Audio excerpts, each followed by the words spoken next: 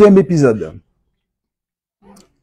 Dans le premier, nous avons vu qu'il y avait des lieux célestes et que dans les lieux célestes siège la Trinité, le Père, le Fils et Saint-Esprit. On a vu que depuis que le Christ, en lui, les croyants sont installés, posés, quel est le mot biblique? Vous êtes, c'est bien, assis dans les lieux célestes. Vous n'êtes pas des hôtes de passage. C'est sur la terre que vous êtes des hôtes de passage. Dans le ciel, vous êtes bien assis. Vous allez y rester un moment, préparez-vous. Et on sait maintenant qu'il y a des lieux terrestres. Et moi, personnellement, j'ai un problème entre je suis bien sur terre et je suis bien dans le ciel aussi. Ça veut dire que sur terre, j'agis par la vue, par les trucs extérieurs. On me touche, je vois, je sens, enfin plus grand chose, mais quand même, j'entends, je parle, je communique. Mais dans le ciel, c'est autre chose. C'est le domaine spirituel. Vivez par l'esprit, ne soyez pas des hommes. Alors, un truc. Pour moi, c'est un vrai problème. On appelle ça les chrétiens du dimanche. Le dimanche, il y avait un chant comme ça, qui chantait les gitans. Le lundi, je suis joyeux, le mardi, plein de joie, le mercredi, machin, et le jeudi. Et le dimanche, c'est le ciel sur la terre. J'expliquais un petit peu à l'époque ce problème. À quel moment je suis sur la terre, à quel moment je suis dans le ciel. Bon. Je vous rappelle que Jésus, c'est Dieu et qu'il est venu sur la terre pour régler ce problème. Alors, on va voir un peu comment l'apôtre Paul nous explique ce qui s'est passé. Alors, il va prendre donc un texte dans Colossiens chapitre 3 verset 20. L'épître, la lettre, l'épître. C'est une lettre un peu sentencieuse, un peu cérémonieuse. C'est une épître. L'épître, c'est une lettre d'apôtre en général aussi. Bon. La lettre aux Éphésiens, la lettre aux Colossiens, on appelle ça des lettres miroirs. L'apôtre Paul les a écrits en même temps. Et dans les lettres, il n'y avait pas le nom de l'église. C'est-à-dire ses émissaires, ses postiers, emmenaient les lettres dans les églises et au moment d'aller dans ils écrivaient le nom de l'église. Donc nous, on a conservé, on n'a pas conservé toutes les lettres miroirs. Il dit la même chose, un peu différemment. Alors, aux Colossiens, il va écrire ça. Il a voulu, par lui, réconcilier tout avec lui-même. Tant ce qui est sur la terre, on y est, que ce qui est dans les cieux. On est là. En faisant la paix par lui, par le sang de sa croix. La croix est au centre de la relation entre le ciel et la terre. Pourquoi? Je vous ai dit tout à l'heure, tant que le Père regarde la croix, vous risquez rien. Alors, Paul utilise des mots très forts. Il réconcilie, parce qu'entre l'homme et Dieu, il y avait de l'offense, il y avait de la colère. Dieu était contre l'homme. Les hommes contre lui aussi, il se la rendait bien. Mais Christ vient réconcilier tout ça en lui-même. Et il va ajouter quelque chose. Il va réunir, réconcilier. Le mot c'est réunir, faire une seule et même réalité. Et cet ensemble-là, les lieux célestes, les lieux terrestres, on le voit. Alors j'ai pris 2 passages seulement pour essayer de situer. Dans Marc 1,15, une des premières paroles que Jésus dit, après son baptême, il disait « Le temps est accompli et le royaume de Dieu est proche ». Dans Actes 28-31, le dernier chapitre du livre des Actes des Apôtres, parle de Paul prêchant le royaume de Dieu et enseignant ce qui concerne le Seigneur Jésus et tout, en toute liberté. De quoi il parlait, Paul? La première chose dont Jésus a parlé sur la terre, c'est le royaume de Dieu. La dernière chose dont Paul a parlé dans les Actes, c'est le royaume de Dieu. En fait, cet ensemble-là, cette réunification entre le ciel et la terre, c'est un nom dans la Bible. Et ce nom, c'est le royaume de Dieu. Jésus, par la croix est au centre, réunit les choses terrestres et célestes. Je vais vous donner juste un exemple. Jésus dit, mais si je chasse les démons,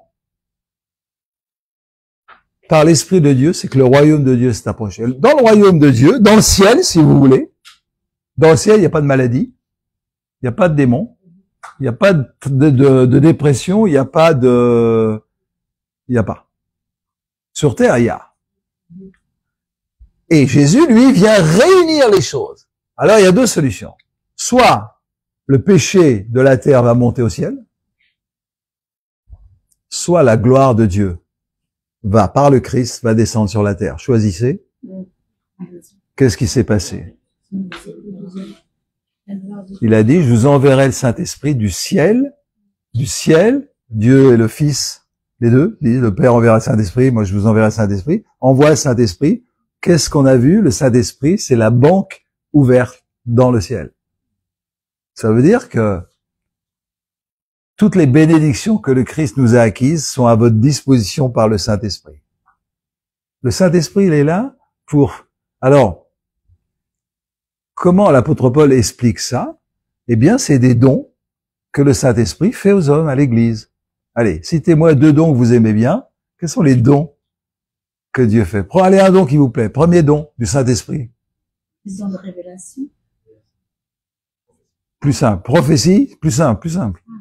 Là, parce qu'en fait, c'est un générique, mais plus simple, c'est-à-dire plus précis. Guérison, prophétie, guérison, miracle. Très bien. Miracle, c'est Dieu qui intervient sur la terre, c'est tout. Tout ce que tu es capable de le faire, c'est pas du miracle.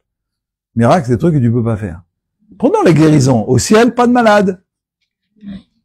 Le royaume de Dieu, c'est la réalité du ciel qui descend sur la terre, par le Fils. Tout à l'heure, je vous disais, croire ce qui est écrit. Parce que tu n'es pas prêt de guérir les malades si tu crois pas ça. Parce que le fondement de la guérison, c'est là. Dans le fait que, entre le ciel et la terre, il n'y a rien. Et tout d'un coup, ce qui est passionnant, c'est que vous n'êtes pas seulement assis sur la terre. Mettez les pieds sur terre. Et vous êtes dans le ciel. Vous êtes autant de la terre que du ciel. Et Paul dira, enfin toute la Bible dit, tout procède de l'invisible. En fait, tout vient d'en haut. Oui, je suis sur terre, mais ma vie, elle est cachée avec Christ en Dieu. Ça vous dit rien tout ça. Ma vie est cachée avec Christ en Dieu. Vous n'êtes pas seulement de cette terre, vous êtes du ciel. Et être chrétien, c'est comprendre ça, l'accepter, le croire et vivre comme. Ça, c'est difficile. C'est pourquoi, quand tu vois un malade, si Dieu te le dit, si Dieu te le dit pas, ne prends pas pour Dieu. Mais si Dieu te le dit, prie pour le malade et la guérison, la sainteté, la gloire de Dieu, la santé divine, c'est comme ça, va descendre sur la personne pour qui tu vas prier. C'est son anniversaire, il faut être chanté. Quand tu pourrais dire, mais je m'approche des gens en sachant ça. Et moi, je suis à la disposition de Dieu. Moi, j'ai rien contre elle. J'ai rien, même pour elle, j'ai rien. Moi, je suis comme vous, j'ai la tête vide. Moi, j'aime bien Sonia parce qu'elle m'a amené une tomate et elle me fait du thé. Mais j'aime ça elle-même. Mais quand je m'approche, moi, je suis comme vous, j'ai rien. Sauf que je sais. Je dis à Dieu tout le temps, Seigneur, moi, je suis là. Je suis avec toi dans le ciel. Je peux pas être plus près de toi. Entre le Père et moi, il y a rien parce que je suis en Jésus-Christ. Je sais pas, et comme c'est par grâce, ça dépend pas de mes efforts, ça dépend pas de ma piété. La dernière fois, on t'a dit, pour bien écouter Dieu, faut lire ta Bible, faut prier, faut te sanctifier, etc. Ça, c'est peut-être vrai. Mais pas pour t'approcher de Dieu. Pas pour être proche de lui. Débouche-toi les oreilles si t'entends pas. Vous savez, moi, je dis un truc, je vous l'ai déjà dit, mais je vais le dire à nouveau. 80% de ce que Dieu me dit, quand il me parle, c'est quand je lis la Bible. Ça fait 50, qu'est-ce que je raconte? Je sais même plus. Ça fait 50 ans que je suis chrétien. Ça va faire oui, vous vous rendez compte? Même 52 ans, au secours. Ça fait 52 ans que je prophétise. J'ai été installé dans un ministère de prophète il y a près de 40 ans. Vous savez quoi? Tout ce que Dieu me dit, c'est quand je lis la Bible. Croyez quoi, vous? J'ai un téléphone rouge et que Dieu m'a... Même, on voit pas ça dans la Bible, hein. Tous les jours, Dieu m'a dit, Dieu m'a dit. Ok, ton Dieu t'a dit. Le Dieu de la Bible, j'en suis pas sûr. Moi, 80%, en tout cas, je suis pas une... Faites fou, je ne sais pas. Mais c'est pas une qualité, ne vous inquiétez pas. 80% de ce que Dieu me dit, il me le dit quand je lis la Bible. 18%, c'est quand je prie pour vous. Moi, j'ai rien, hein. Mais quand je prie pour lui, Dieu va me parler. Si, il y a besoin, bien sûr. Bah, je suis pas un distributeur, je sais pas quoi. Donc, il reste combien de pourcents pour ceux qui savent compter? 2%. 2%, c'est quand Dieu me parle à moi directement. Pas à cause de vous, pas quand je lis la Bible. Ça veut dire que si Dieu te parle à toi tous les jours, moi, il me parle tous les jours. Ça veut dire que je dois beaucoup lire la Bible. Et beaucoup donner mon temps pour vous. Et Cathy est là, peut témoigner un peu ça, ma vie, hein, Catherine? Oui. En fait, j'aime écouter Dieu. Parce qu'il aime me parler. Pourquoi? Parce que je suis assis avec lui. Parce que je suis au plus près de Dieu. Je suis pas en train de regarder à la télé avec Dieu, même à la limite. Pourquoi pas? Je peux pas être plus près de Dieu. Je suis là, en lui, complètement. La question intéressante. Est-ce que Dieu, Jésus est séparé? Moi, je suis en Dieu, dans le Père. Mes tripes sont en lui. Mes pensées sont en lui. Tout de moi est en lui. Et tout procède de lui dans ma vie. À tel point que la fin de l'apostolat, c'est « Regardez-moi, vous avez vu Dieu ». Mais comprenez ça. Le but de Dieu, c'est de nous aider à comprendre qu'il vit en nous. C'est pas faire des efforts pour montrer que, non, il vit en vous. Faites des efforts pour vivre selon ce que vous êtes. Ne faites pas d'efforts pour obtenir quelque chose. Ça, de Dieu, vous l'avez. Faites, Pierre dira justement, je vous ai dit de lire. Pierre dira, faites tous vos efforts. Puisque vous avez tout ça, faites tous vos efforts pour le vivre. Puisque tu es assis avec Christ dans les lieux célestes, que tu peux pas être plus proche du Père, que le Saint-Esprit est là, t'as qu'à te servir, si tu veux. Alors fais tous tes efforts pour vivre ça. Ne fais aucun effort pour l'obtenir. Chaque fois que tu fais un effort pour obtenir quelque chose de Dieu dans ce sens-là, tu échoues. Le Dieu que tu sers, c'est une idole. Le Dieu de la Bible, c'est la miséricorde. Grâce sur grâce, c'est gratuit. On l'a vu tout à l'heure, c'est par grâce que vous êtes sauvés. Et le salut, c'est un terme générique dans la Bible. Le salut, c'est tout ça. C'est par grâce. Le grand, vous savez, l'exigence est terrible. Parce qu'à la limite, Dieu nous aurait dit, bon, je l'ai fait, je vous ai donné un exemple, faites comme moi. Bon, on dirait, oui, toi, t'étais parfait, donc moi, je fais ce que je peux, mais j'essaye de m'approcher quand même, etc. Vous avez déjà entendu ça, hein? Vous avez pas entendu ça, ils sont jamais rentrés dans une église, mais là, Dieu est bien plus terrible que ça, si je puis dire. Il dit non, ça c'est une mauvaise doctrine, voire même une fausse doctrine. La doctrine, c'est, je l'ai accompli et je vis en toi. Si tu veux, on va vivre ensemble. C'est plus moi qui vis, c'est Christ qui vit en moi. C'est-à-dire, tout d'un coup, il est dit, la parole vivante, c'est Dieu, le Christ qui reproduit sa vie en moi. Tout d'un coup, je peux vivre comme lui. À tel point que quand les gens vont me regarder, ils vont dire, mais oh, je vois Dieu dans ta vie. C'est le but de Dieu, ça. Et si c'était par mes efforts que les gens vont voir Dieu, eh ben, on n'est pas sorti de l'auberge. Donc Dieu, il a dit comme, c'est mon but que les gens voient Dieu. Vous savez, ça s'appelle le salut, ça s'appelle la parousie, quand Dieu va apparaître comme ça. Vous savez qui va faire apparaître? Par qui? Par quel miracle Jésus va apparaître et tout le monde va le voir? À cause de vous. Oui, déjà, je fais un pas de plus dans cette direction et je vous perds. Qu'est-ce qu'il raconte?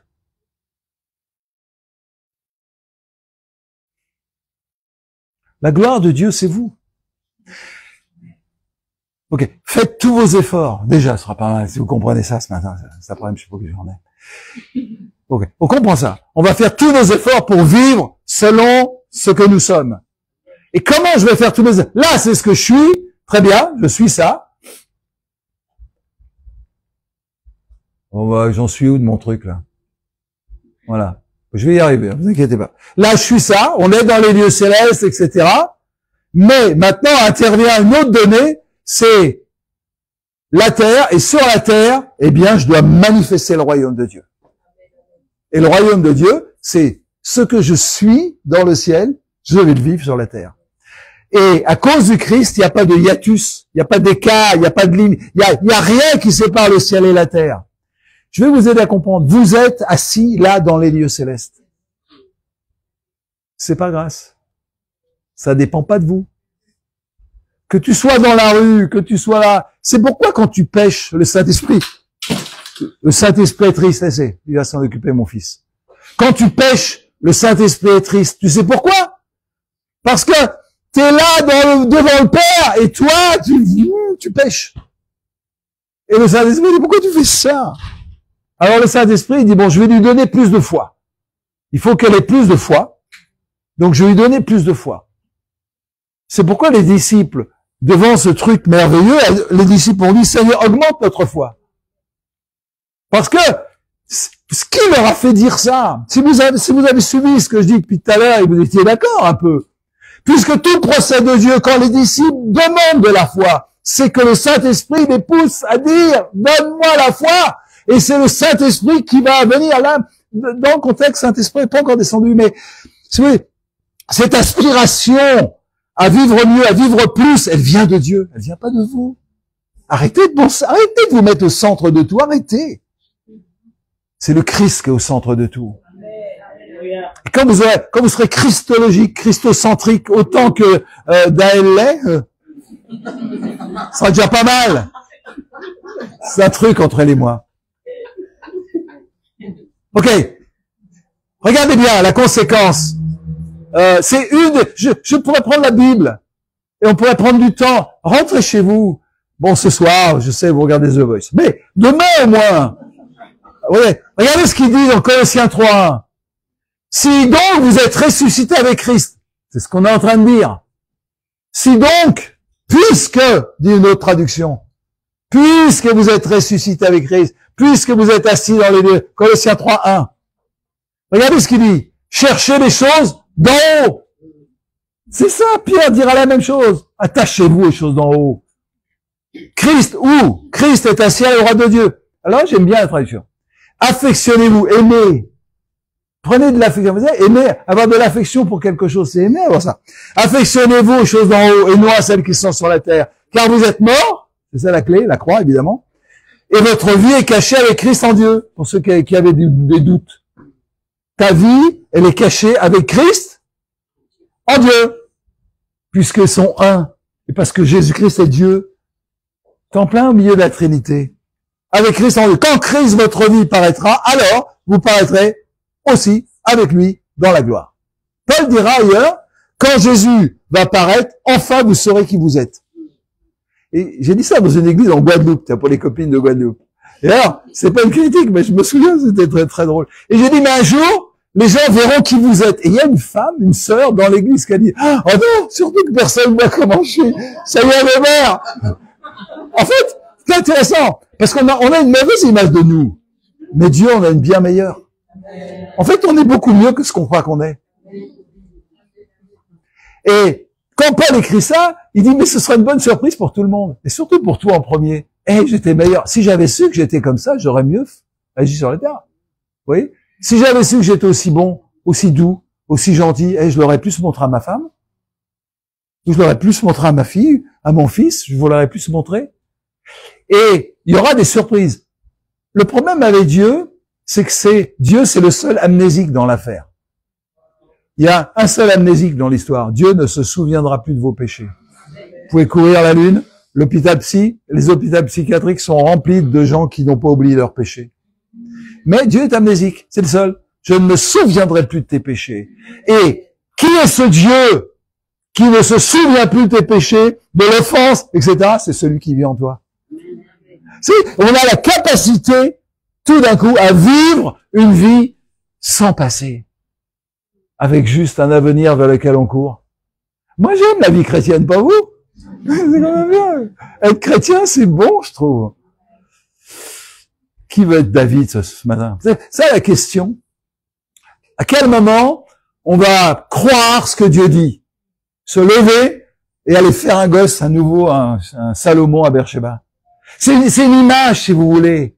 Parce que Salomon, c'est Jésus. Salomon, c'est Marie qui croit qu'elle va être enceinte alors qu'elle ne connaît pas d'homme. À la limite, avant, je vous en parlerai, avant, ils étaient stériles, mais ils avaient au moins des relations sexuelles avec leur mari. Marie, elle n'en a pas. Et elle va croire, et c'est elle qui va enfanter le Messie. Dieu te demande pas de croire que tu es porteur de quoi que ce soit. Dieu t'a ensemencé de sa vie.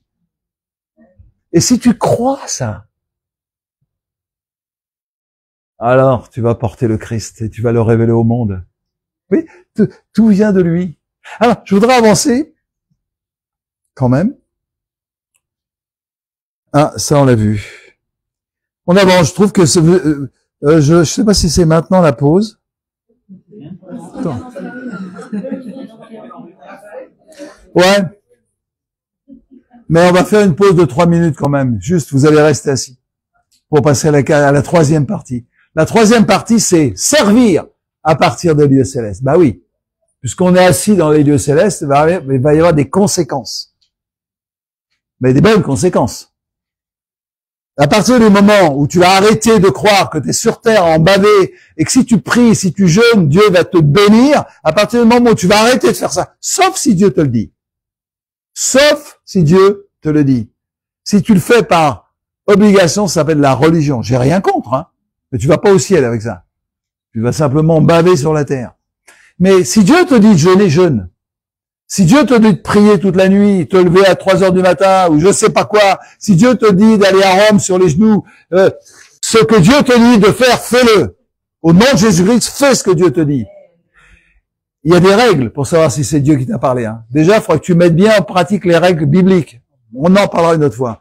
Mais si tu mets en pratique les règles bibliques et qu'on est sûr, et que tu es sûr que c'est Dieu qui t'a dit, fais-le. Et je vous l'ai dit tout à l'heure, faites ce que Dieu vous dit de faire. Mais les bases bibliques, c'est ce que je suis en train de dire. Et il y a un problème. Rappelez-vous quand Saül, c'est dans mon film, ma série sur David, là, on en arrive là, il va combattre Goliath. Goliath fait 3 mètres. David, visiblement, il est plus petit que les autres, etc. Au moins, en esprit, il dit, je suis une pluche, je suis rien. Alors, on a l'impression d'être rien, mais Saül, il avait une tête de plus que tout le monde. C'est ce que le texte dit. Et David, le texte semble dire qu'il était au niveau des moutons. Alors, c'est une image, mais voilà. En tous les cas, Saül était comme ça et David est bon comme moi, on va dire, pas très grand. Et peu importe. Mais Saül tu vas pas te battre avec Goliath avec ton bâton de berger et ta lyre pour chanter. Non, je vais te donner mon armure. Et alors David il obéit, il met l'armure de Saül, mais il peut même pas marcher. T'es tellement grand. Et il dit dans le texte, David dit, je peux même pas marcher avec ton. Mais je vais y aller avec ma fronde et mes 5 cailloux, etc. On va parler de 5 cailloux seulement. Mais ne mettez pas votre armure qui vous va bien sur le dos des autres. Portez votre propre armure. Ce que Dieu t'a dit, ne le dis pas. Dieu, partage-le, mais ne l'impose pas aux autres. Ça marche avec moi, ça va marcher avec toi. C'est pas sûr. C'est pas sûr. Ce qui te va, te va. Si Dieu te dit de jeûner et prier 40 jours, non, jeûner 40 jours, oui, tu peux faire les deux, parce que ton grand-père a fait. Moi, j'avais un copain, un jour, dans un moment de prière, ils se sont aperçus, ils ont vu des Romains avec le casque, danser nus autour d'un feu. Donc, ils avaient le casque, ça, etc. Et ils se sont rendus compte qu'à l'époque des Romains, l'ancêtre du gars avait dansé nu et fait des orgies romaines il y a 2000 ans. Et alors, Dieu leur a dit, Dieu leur a dit, faut que vous repentiez pour ce qui s'est passé. Il est venu me voir, on a prié toute la nuit pour qu'on se repente de ce que mon arrière-grand-père avait dansé au temps des Romains. J'ai dit, au secours. C'est là où j'ai commencé à établir une théologie sur la guérison des souvenirs, etc., les liens, tout ce qu'on veut. Et je me suis dit, non, pour être honnête, faut aller jusqu'à Adam et Ève. Mais il y en a qu'un qui a fait ça, c'est Jésus, le nouvel Adam. Donc, il y a un truc qui va pas là. Je répète, si Dieu te le dit, fais-le. Quoi qu'il te dise. Moi, j'ai aucun problème, hein. Si Dieu te dit que j'ai une amie, elle avait une maladie difficile, et Dieu lui a montré, alors c'est tout un truc, que au temps de la guerre de sécession, à cette époque, aux États-Unis, il y a eu un truc fait avec une femme, etc. Et donc, il fallait prier pour ça. Ils ont prié pour ça, elle a été guérie. C'est une femme de Dieu, je dis amen. Hein. J'ai rien contre les révélations extraordinaires, moi. Mais non, ça c'est ton manteau. La théologie, c'est ce que je vous dis. Après, ce que Dieu te dit personnellement, à l'intérieur, la théologie, c'est un truc, c'est une base sur laquelle on peut se bâtir. Oui, je crois que j'ai pas besoin de faire ça pour être sauvé. Mais si Dieu me dit, je vais le faire. Mais je le fais pas pour obtenir quelque chose. Je le fais parce que je suis assis dans les lieux célestes et bien posé les pieds sur terre. Et à cause de ça, je vais le faire. Mais pas pour obtenir quelque chose. Si Dieu me dit de le faire, c'est que ça bloque quelque part, etc. Et que c'est anormal que je ne vive pas. Donc je prie, pas pour l'obtenir, mais parce que je ne peux pas l'obtenir, je ne peux pas le vivre aujourd'hui sur la terre. Vous comprenez un peu la différence? Il y a que Daël qui comprend, je suis même pas sûr d'ailleurs. Ou alors, c'est pas par grâce que vous êtes sauvés, c'est par vos efforts. Fondamentalement, c'est par grâce. Mais Pierre dira, faites tous vos efforts. Mais la base de ma vie, c'est que Dieu est souverain, que ça plaise ou pas. La base de ma vie, c'est qu'il m'a sauvé. La base de ma vie, c'est que je veux être un David. Alors on va avancer, servir à partir des lieux célestes, une démonstration trinitaire. On va en parler. On prend 1 minute pour clore ce 3e épisode.